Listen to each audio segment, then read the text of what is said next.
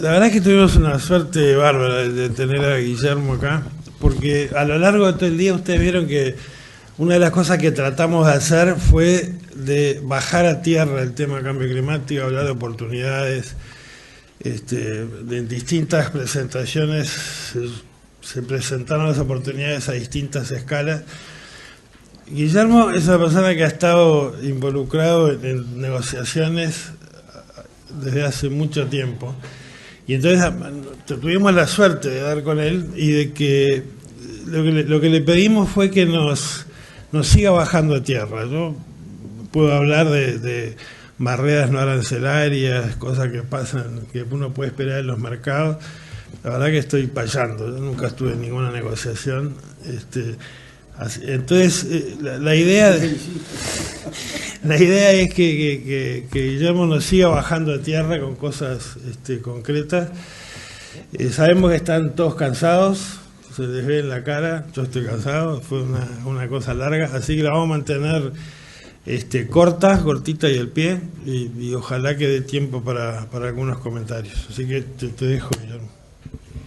Bueno, gracias. Yo estoy de colado acá, en realidad no estaba prevista mi participación, pero Walter fue muy gentil cuando dijimos con Vigliso que yo lo traía a Vigliso hasta acá, porque me encanta estar en línea, realmente. ¿Qué dirán ustedes? Un bicho raro, un diplomático metido en alguien que viene más bien de las ciencias sociales, metidos entre gente que viene de las ciencias más exactas y las ciencias agronómicas. Pero a mí me llena de energía, le digo la verdad, cada vez que vengo a la línea. Le da sustancia a todo aquello que yo me he dedicado en la vida y recordaba mientras escuchaba ahora y miraba a los participantes, recordaba algunas de las lindas visitas a la estanzuela y cómo me nutría, como también lo he hecho hoy, de muchísimas cosas. Entonces, antes que nada, Walter y a todas las autoridades de línea, muchas gracias por la invitación. ¿Qué puedo compartir con ustedes? Digo, en realidad, y no es para pasarle la mano a quien me invitó y a quien... Está todo dicho en tu presentación inicial. Yo podría quizás bajar a tierra o intentar bajar a tierra o ratificar algunos conceptos que tú expusiste ahí, porque me parecen sumamente importantes, Walter.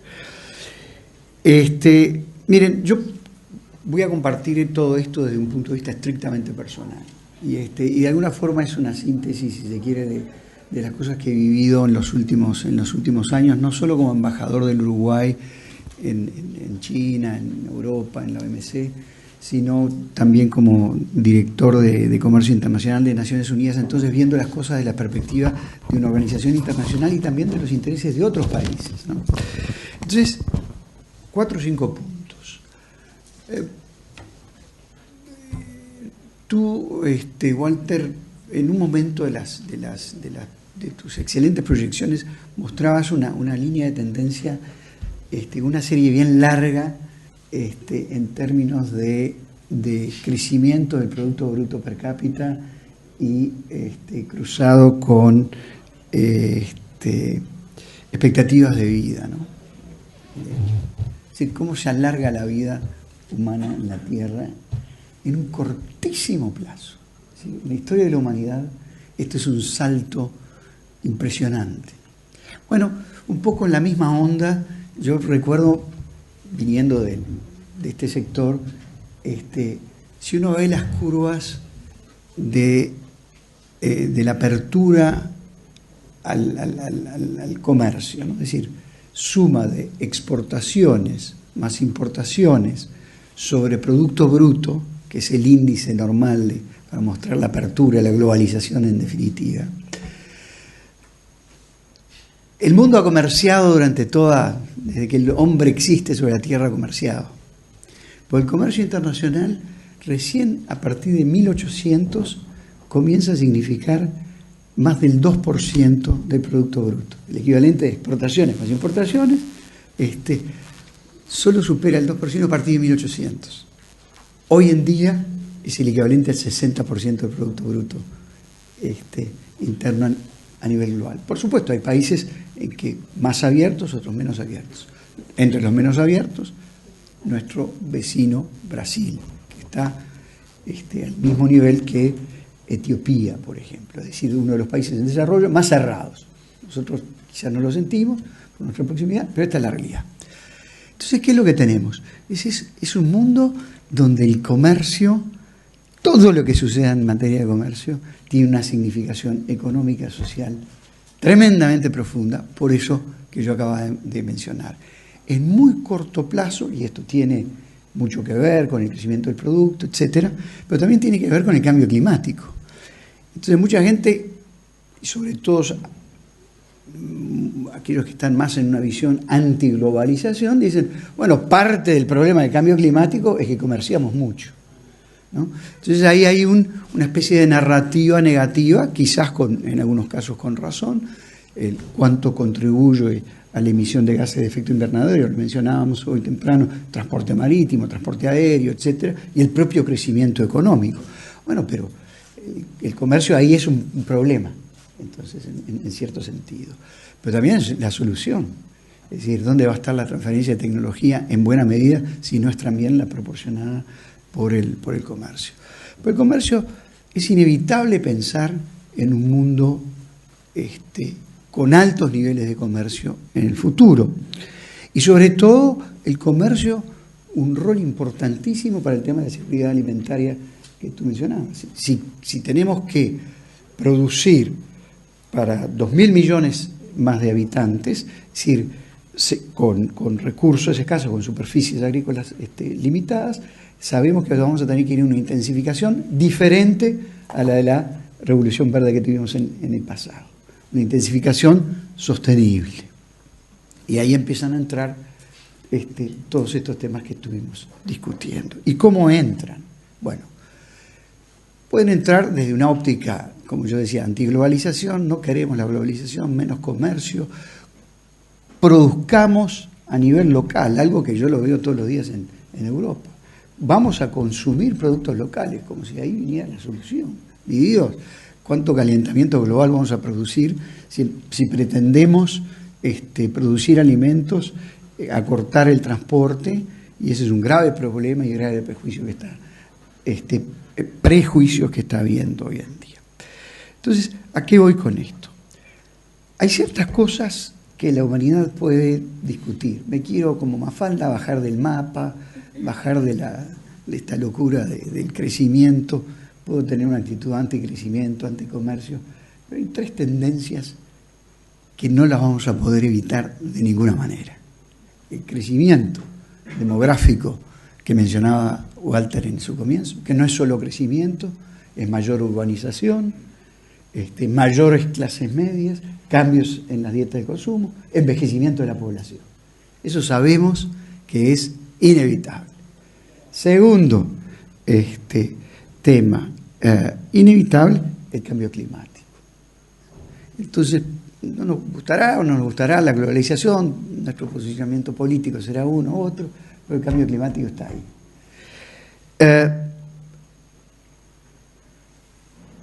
¿Qué está sucediendo y cómo se cruza el tema del cambio climático con el comercio? Bueno, si ustedes me permiten 2 o 3 minutos para mostrarles o reafirmar algunos de los conceptos.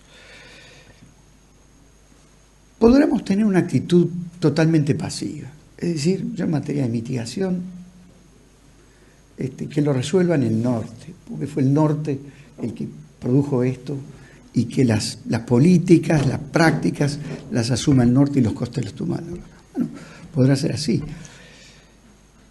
Pero ¿cómo se manifiesta en todo el mundo hoy en día en términos de comercio? De 3 cosas que son diferentes, conceptos que parecen similares pero son diferentes. En materia de comercio, en materia de política comercial y en el sistema internacional de comercio. ¿Cómo está impactando el cambio climático en esos 3 niveles? Hagamos o no hagamos nada. 1, el comercio. ¿El comercio qué es? Es la transacción de bienes y servicios, una transacción comercial, no las donaciones. Muy bien. ¿Qué es lo que estamos viendo? Son normas de derecho privado. Muy bien, ahí no actúan los estados. ¿Qué es lo que estamos viendo en el comercio? estamos viendo es una preeminencia de normas llamadas voluntarias, estándares privados, que buena parte de los que tú mencionabas ahí, no son imposiciones, no son stricto sensu barreras no arancelares, no son productos de políticas públicas, son orientaciones del consumidor transmitidas, digamos, a nivel de mercado. Es decir, es una imposición entre privados en los cuales, frente a los cuales, lo que podemos hacer es quizás negarlos, pero no vamos a tener acceso a ese mercado. Es un tema bastante complejo porque atrás de esos estándares privados tenemos un problema de transparencia, es decir, cuánta ciencia o mito hay atrás de esos estándares y de las certificaciones. Segundo, ahí hay mayores fracturas de mercado, de las cuales se abusan quienes tienen posición dominante. Esto es, en términos muy sencillos, los canales de distribución, los supermercados, cuando están de alguna manera vinculados a sistemas de certificación, mucho cuidado, porque es una forma de abusar de su poder, de su concentración en la distribución de los productos para exigirle a un productor una reducción del precio o redireccionar la demanda de acuerdo a sus intereses. Eso es lo que está sucediendo en el ámbito privado, donde además existe una enorme fragmentación de los estándares. ¿Cuántos sellos hay? Sellos verdes, sellos biológicos, sellos naturales. ¿Qué quieren decir? ¿Cómo se establecen? Apenas se está discutiendo ahora en la ISO, en la Organización Internacional de Estandarización y en otros ámbitos, cómo tener un estándar de estándares. Porque si no, justamente lo que existe es un mundo tremendamente fragmentado, sobre todo con un enorme peso para los países del sur, para los países en desarrollo. Porque la fragmentación nos lleva a otra cosa. Yo puedo cumplir con el estándar que me exigen para la venta de estas flores en el mercado de Holanda, pero ese estándar no es el mismo que yo puedo tener para el mercado de Japón. Entonces, los costos, ¿quién los paga? Ciertamente, los productores y en particular, y esto está bien medido, nosotros lo medíamos en Naciones Unidas, en particular aquellos países que tienen menores capacidades son los que cargan con mayores costos en este sentido. Eso sucede en el comercio, en términos generales. Lo queramos o no lo queramos. Y esto es algo que los productores uruguayos, y esto lo digo con enorme respeto, en la mayor parte de los casos no quiere ver como una realidad, porque todavía no les pega o porque todavía no les paga. Dice, bueno, sí, pero yo me adapto, sigo las buenas prácticas, tengo la certificación, ¿y dónde está el plus para mí? Bueno, el tema es discutir dónde queda ese plus. Lo que debe quedar absolutamente claro es que en forma creciente eso es lo que va a determinar, y particularmente en el mercado europeo, si uno entra o no entra. Si uno es rehén de esas concentraciones de poder dominante que hay en las cadenas distributivas, sí o no. Es decir, yo tengo que tener armas. Y si tengo que tener armas, tengo que traer mis propios estándares a la mesa. Porque si hay 100 estándares desarrollados en el norte, yo lo tengo bien claro, por lo menos desde la investigación en Naciones Unidas. El sur, de alguna manera, el mundo no se divide en norte-sur, pero estas diferencias existen, tiene que producir sus propios estándares para, llegado el momento, empezar a discutirlos. Y estándares que tienen que estar fuertemente sostenidos en ciencia, en buena y dura ciencia, como decía Walter desde el comienzo. Eso en el comercio, en las relaciones privado-privado, digamos. ¿Qué sucede en la política comercial? La política comercial, política pública, nacional de todos los estados. Bueno, ahí lo que vemos es que el mundo, aunque nosotros no tomemos ninguna medida de mitigación o de adaptación, el mundo sí lo está haciendo. Es decir, ¿y cuáles son las dos grandes que existen? Digamos, las tres grandes políticas públicas en materia de mitigación, ¿cuáles son? Por un lado, son medidas que tienden a internalizar los costos de la polución, digamos. Es decir, que el que poluye paga, el que emite paga. Y por lo tanto, lo que hay son regímenes que cambian las condiciones de mercado o los precios. Impuestos. Impuestos al que poluye o, en inglés, cap and trade, es decir, fijar límites máximos de emisión y después esos límites máximos se distribuyen en cuotas para los productores, ¿no es cierto? Algo que conocemos y eso que da lugar a los mercados de bonos de carbono, etc. Cualquiera de los dos sistemas, lo que van a tratar de evitar es que exista lo que se llama el carbon leakage, es decir, una suerte de dumping. Esto es que si yo a mis industriales les exijo no producir más de tanto carbono y les pongo impuestos, bueno, una de las formas de evitarlo es que mis industriales se vayan a otro país, exporten desde ese país en las condiciones. Entonces, ¿qué hacen los estados? En frontera establecen lo que se llama el ajuste impositivo, tax adjustment, es decir, para evitar una suerte de dumping ambiental. Entonces ahí tenemos una medida de política comercial que estamos comenzando a ver y que vamos a ver cuanto más fuertes sean los sistemas impositivos y los sistemas de ordenamiento del mercado para tratar de poner un techo a las emisiones, más fuerte va a ser la protección en frontera. Es natural que así sea. Entonces, ahí vamos a tener que responder de muchas maneras, pero una de ellas es mostrando la producción limpia de nuestros productos y en particular nuestros productos agropecuarios. Nuevamente, ¿qué es lo que vamos a necesitar atrás? Mucha ciencia, mucha medición, mucha credibilidad y por suerte el Uruguay la tiene, porque la tiene mutatis mutandi, no es muy diferente de lo que nos ha pasado con todos los regímenes sanitarios y fitosanitarios, cuando tenemos que enfrentar barreras en frontera. Allí la ciencia que está detrás, la trazabilidad ni que hablar, pero también la credibilidad institucional es fundamental. Y entonces tenemos que también prepararnos para eso. El segundo sistema que utilizan muchos países es el subsidio, obviamente, para la transformación de industrias muy fuertes en emisión de carbono, el pasaje a una economía con menos carbono y más verde.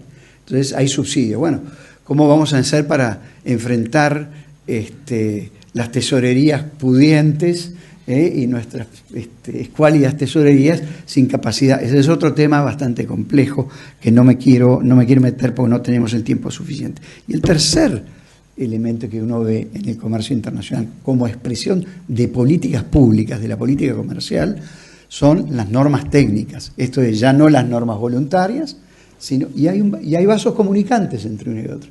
Esto es algo que también hemos estudiado en Naciones Unidas, cómo los estándares privados tienden después a veces a transformarse en medidas no arancelarias, que nuevamente presentan el mismo problema de falta de transparencia, cuánta ciencia hay atrás, lo hemos visto, y que me perdonen los europeos, pero tengo una posición muy formada en esa materia, en el campo sanitario, de la salud humana, de protección de la salud humana, con el principio precautorio, por el cual no sé cuál es la base científica, pero por si acaso, dice Europa, yo no dejo entrar carnes hormonadas a Europa, con toda una serie de significaciones, no me voy a extender, y ventajas también para nosotros, porque como nosotros producimos sin hormonas, ese es el origen último. Un día les cuento la historia, si lo quieren, de la cuota 481,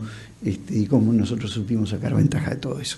Pero ¿a qué voy con todo esto? Las normas técnicas, poco transparentes, cuánta ciencia hay atrás, cuánto hay de alcance, el objetivo de salud pública, por ejemplo, o el objetivo en este caso de salud ambiental es incuestionable, es legítimo, pero ¿cuánto ciencia hay que respalde todo eso? Si estamos midiendo mal, por ejemplo, como decía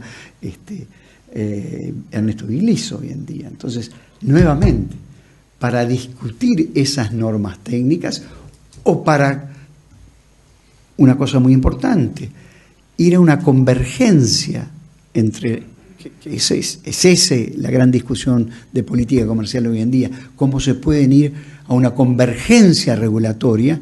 Vamos a tener que tener nuevamente mucha ciencia detrás para estar en una mejor posición de negociar. Eso en materia de comercio, esto en materia de política comercial y el sistema internacional de comercio. Bueno, ahí es donde tenemos las muy malas noticias. El sistema multilateral de comercio, no me voy a extender demasiado, está pasando, créame, por una de las crisis más graves de la historia, que nos puede llevar literalmente, no tengo el tiempo para explicar en todos sus detalles, pero nos puede llevar literalmente a un mundo pre-1947, es decir, a un mundo de pre-final de la Segunda Guerra.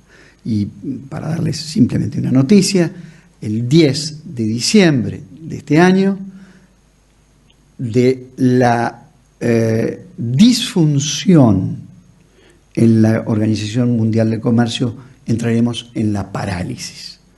Y eso es gravísimo, porque concomitantemente con esto lo que estamos viendo es una retoma de la política del poder, de la geopolítica del poder, como no lo veíamos antes, como yo por lo menos no lo he visto ni leído en los últimos 70 años. Producto de algo que no son las locuras de Trump. Trump tiene ahí, más allá de todas sus actitudes payasescas, hay unos elementos no de legitimidad de lo que hace, pero de lógica de lo que hace, porque lo que hay, en definitiva, detrás de todo esto, es un desafío hegemónico como jamás lo hemos visto en la historia de 1945 en adelante. Entonces es un tema bastante complejo, daría mucho para hablar, pero esas batallas comerciales que vemos, esas guerras comerciales, en realidad lo que nos está mostrando es una cosa muchísimo más profunda, que es un cambio de era. Todo el sistema internacional de comercio se construyó entre países que tenían ciertas cosas en común. Comenzó en 1945 entre el Reino Unido y Estados Unidos. Obviamente Estados Unidos trajo su proyecto, el blueprint, qué es lo que tenemos que hacer, lo trajo a Estados Unidos, lo construyó con el Reino Unido. Y 26 países más, pero ahí estaba la potencia. Finaliza la ronda Uruguay de del GATT, en OMC, se establece el OMC en 1995, influimos muchos países, sin ninguna duda, y Uruguay también, pero los determinantes fueron el famoso Quad, Estados Unidos, la Unión Europea, Japón y Canadá. ¿Qué tenían todos estos países en común desde el comienzo hasta el fin para construir el sistema internacional de comercio? Uno, eran todos economías de mercado regidos por sistemas de precios, muy diferentes. Una cosa es el capitalismo en Japón, otra cosa es el capitalismo en Alemania, otra cosa es el capitalismo en Estados Unidos, pero economías de mercado con sistemas de precios.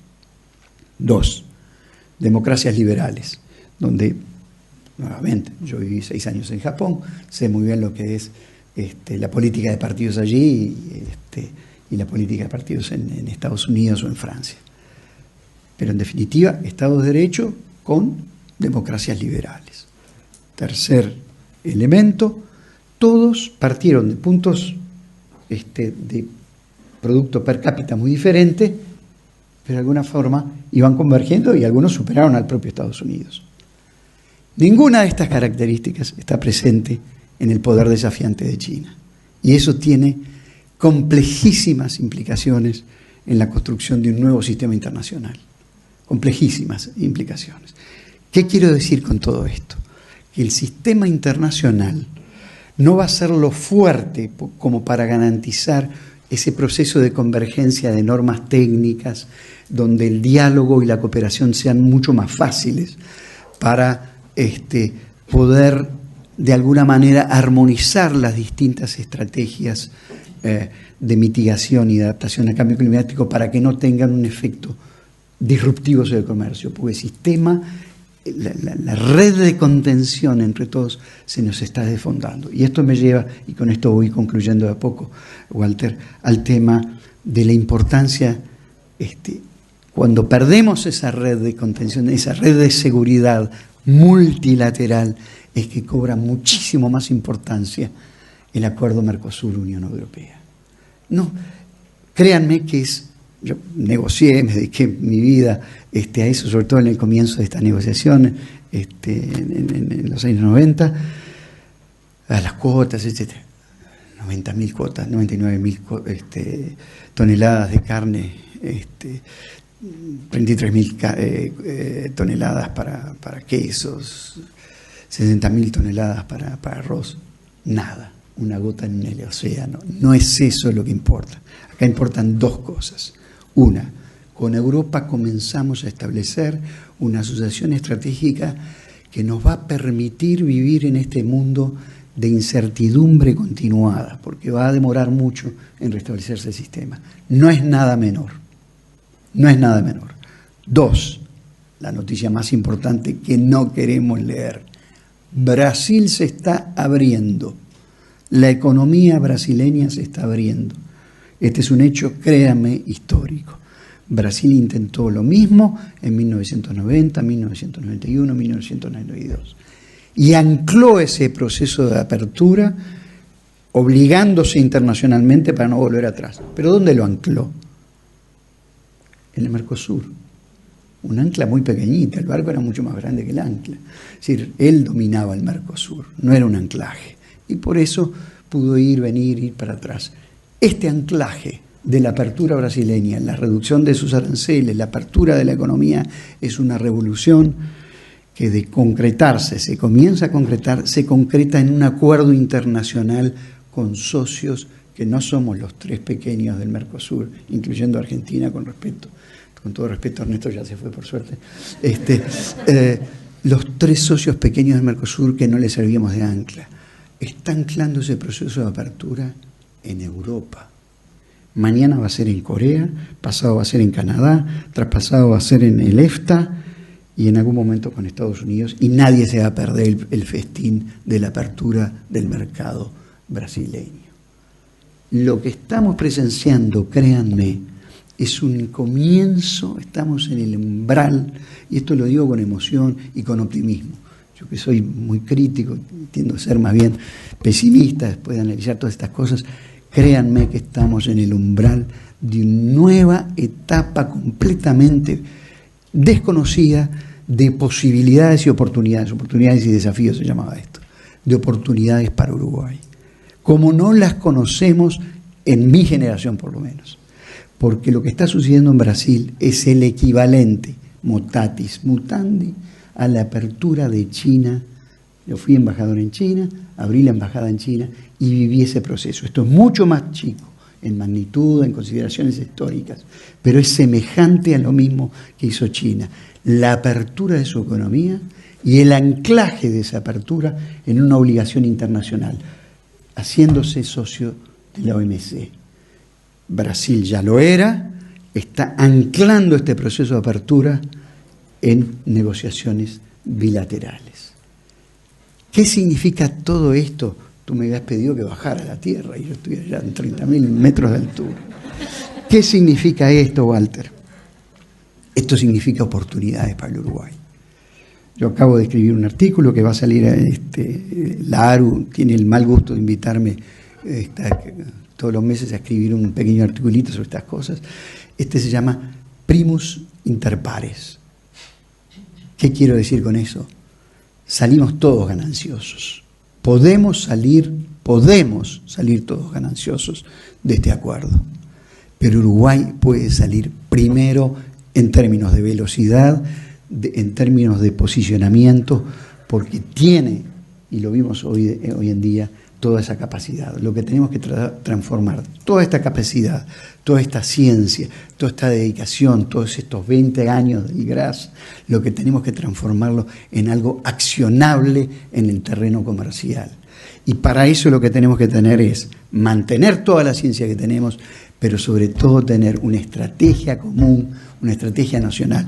No se trata, y perdón a aquel que hizo la pregunta, si tenemos políticas públicas o no tenemos políticas públicas. Acá lo que tenemos que tener es una política, una estrategia nacional. Yo me planteo, la respuesta la dio Walter Ollantzábal. Por supuesto que tenemos políticas públicas. Yo me pregunto si tenemos políticas privadas también. Es decir, si el sector privado está en condiciones de acompañar, visualiza qué significa tener su producción protegida por una huella bien determinada, una huella de carbono, una huella, como decía Walter, una huella ambiental, y yo te subo la apuesta, como te había sugerido, una huella de sostenibilidad, porque el Uruguay puede demostrar que tiene una buena huella de carbono, que tiene una buena huella ambiental por su buen manejo del suelo y del agua, y porque tiene también una muy buena huella de sostenibilidad, porque acá se respetan los derechos humanos, acá hay normas laborales. Uruguay es parte de convenios internacionales de la OIT y por lo tanto la sostenibilidad no es solo, en Uruguay no es solo ambiental, es económica y es social. Eso lo tenemos que defender y tenemos todo el futuro para adelante y para nosotros. En línea juega un rol absolutamente central en esta aventura. El acuerdo con la Unión Europea-Mercosur es una carretera de 4 pistas de ida y 4 pistas de vuelta. Si vamos a tener un coche que funcione o vamos a hacer un buen uso de esa carretera, está en nosotros. Nada más. Muchas gracias.